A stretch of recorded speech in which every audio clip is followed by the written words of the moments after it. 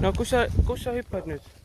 Oota, me tahame aidata natuke. Tasa. See rähn on viga saanud ja ei saa lihtsalt nüüd. Ei, oota, ma vaatan. Näe, ta läheb ronib puu otsa, nii armas. Ma pole nii lähedalt rähni näinud. Rähnu. Kuule. No see on väike kirjurähn. Ja tal on tiiban viga saanud, ta on autot pöögi saanud. Muidu ta ei oleks autotee peal olnud. Et kas helistab keskkonnakaitsesse igaks juhuks? Või nad ei leia üles seda ju.